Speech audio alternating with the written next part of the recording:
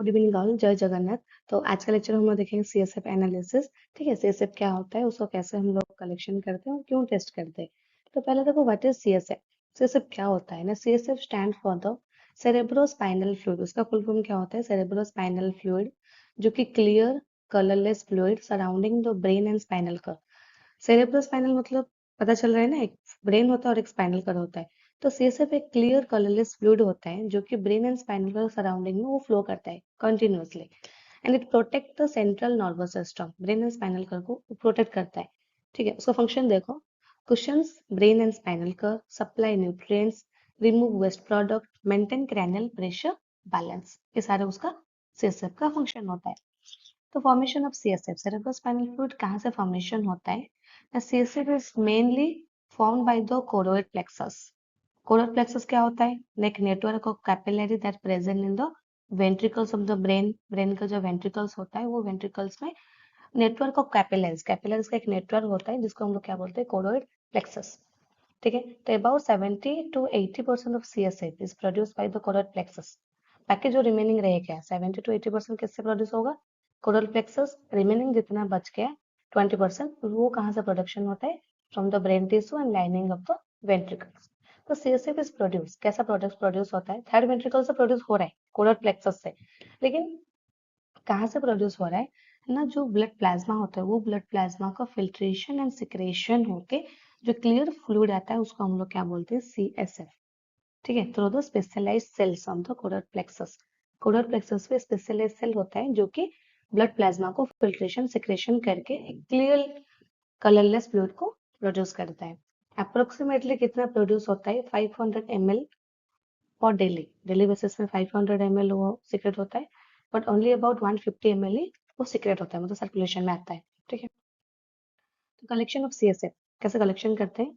एक lumbar puncture method होता है जिसमें हम लोग क्या करते हैं, सीएसएफ कलेक्शन करते हैं।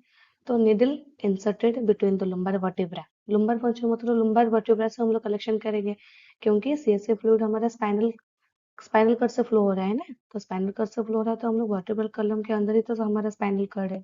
तो स्पाइनल कट कौन सी रीजन से आएगा? हमारा लुम्बर पंचर, जो L1 to L5।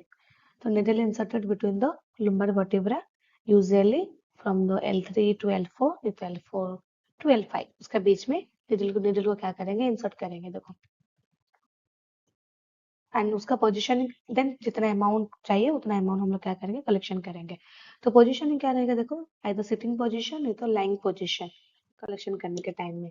तो कलेक्शन हो गया। कलेक्शन होने के बाद जितना सैंपल आता है वो सैंपल को हम लोग क्या करेंगे, 3-4 डिपार्टमेंट में हम लोग डिवाइड करके थोड़ा थोड़ा सा अमाउंट हम लोग भेज देंगे, क्योंकि सीएसएफ जब आता है ना, दोबारा हम लोग उसको कलेक्शन नहीं कर सकते, इसलिए एक ही बार कलेक्शन करते हैं और उसको डिवाइड करके सारे लैब में भेज देंगे। उसका जो जो टेस्ट होता है, जैसे कि हेमाटोलॉजी में, तुम्हारा साइटोलॉजी में, या हिस्टोलॉजी लैब में, बायोकेमिस्ट्री लैब में, तो एक साथ में हम लोग सारा डिपार्टमेंट को भेज देंगे। भेजने के बाद उसका क्या क्या एग्जामिनेशन होता है? पहला हो गया फिजिकल एग्जामिनेशन। तो फिजिकल में क्या देखेंगे, उसका कलर एंड उसका जो अपेयरेंस होता है। तो नॉर्मल क्या होता है, क्लियर एंड कलरलेस। ठीक है, नॉर्मल कलर क्या होता है, कलरलेस, एंड उसका अपीयरेंस क्या होता है, नॉर्मल पर क्लियर। एबनॉर्मल फाइंडिंग जैसे कि टर्बिडिटी और क्लाउडी आ रहा है ड्यू टू इन्फेक्शन, ब्लडी आ रहा है मतलब रेड कलर आ रहा है तो due to haemorrhage and traumatic tap. Yellow colour का आ रहा है तो उसको क्या बोलते हैं, ज़ैंथोक्रोमिया बोलते हैं। वो ओल्ड ब्लीडिंग, बहुत दिन तक वो ब्लीडिंग हो रहा है, वो आ रहा है, जब मतलब वो जब सीएसएफ में आएगा तो उसका कलर क्या होगा, येलो। नॉर्मल प्रेशर प्रेशर क्या होता है, 70 to 180 mm और S2। फिजिकल टेस्ट में केमिकल टेस्ट होता है। केमिकल टेस्ट में दो ही पैरामीटर यूज करते हैं, एक तुम्हारा प्रोटीन होता है और ग्लूकोज टेस्ट होता है। तो प्रोटीन टेस्ट हम लोग करते हैं जैसे कि हमारा जो भी बॉडी फ्लूइड का जैसे टेस्ट करते हैं सेम प्रोसीजर रहेगा। तो नॉर्मल प्रोटीन कितना रहता है सीएसएफ में, 15 to 45 mg/dl। इससे इंक्रीज हो रहा है, जिसका इसका मतलब क्या होता है, इंक्रीज इन द मेनिंजाइटिस और ट्यूमर्स। ठीक है, एंड ग्लूकोज का नॉर्मल वैल्यू कितना होता है, 50 to 80 mg/dl। एंड उसके उससे कम होता है तो क्या होता है, इन बैक्टीरियल मेनिंजाइटिस। ठीक है, ये हो गया तुम्हारा केमिकल एग्जामिनेशन। माइक्रोस्कोपी यहाँ पे क्या टेस्ट होता है, देखो, सेल काउंट होता है जो कि तुम्हारा नॉर्मल 0 to 5 लिम्फोसाइट्स और MMQ, मतलब 5 तक लिम्फोसाइट्स आ रहा है सीएसएफ में तो वो नॉर्मल है, लेकिन उसको छोड़ के न्यूट्रोफिल्स आ रहे हैं, लिम्फोसाइट्स आ रहे हैं तो वो एबनॉर्मल। इन्फेक्शन होता है।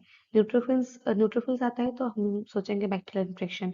लिम्फोसाइट 5 से ज्यादा आ रहा है तो उसको हम लोग क्या बोलेंगे, वायरल इन्फेक्शन। हो गया। वो सेल काउंट कैसे करते हैं, हमारा जो सेल काउंटर जो मशीन होता है उसमें हम लोग क्या करेंगे, कुछ ड्रॉप हम लोग सैंपल दे देंगे तो वो हमको रिपोर्ट दे देगा। उसको छोड़ के माइक्रो ऑर्गेनिज्म कैसे हम डिटेक्ट करेंगे, सीएसएफ को हम लोग क्या करते हैं, उसको स्मीयर बनाते हैं। स्मीयर बनाने के बाद जब माइक्रोस्कोप में देखते हैं तो बैक्टीरिया, फंगाई, पैरासाइट्स में भी detected by the help of gram stain और अदर स्पेशल स्टेन। ठीक है। देन कॉमन डिजीज डायग्नोस, क्या क्या डिजीज डायग्नोस हो सकता है सीएसएफ में, मेनाइंजिटिस, देन एनसेफेलाइटिस, मल्टीपल स्क्लेरोसिस, सब आर्कनोइड हेमरेज, ब्रेन ट्यूमर। मतलब जितना ब्रेन एंड स्पाइनल को रिलेटेड जितना डिजीज कंडीशन होता है वो सीएसएफ कलेक्शन करने से हमको पता चल जाता है कि क्या कंडीशन है, क्या कॉजेस हुआ है। ठीक है। तो ठीक है, आज के लिए हम लोग इतना ही पढ़ेंगे। वीडियो अच्छा लग रहा है तो प्लीज लाइक शेयर सब्सक्राइब करना मत भूलना। एंड थैंक यू, फिर मिलेंगे हम लोग नेक्स्ट वीडियो में।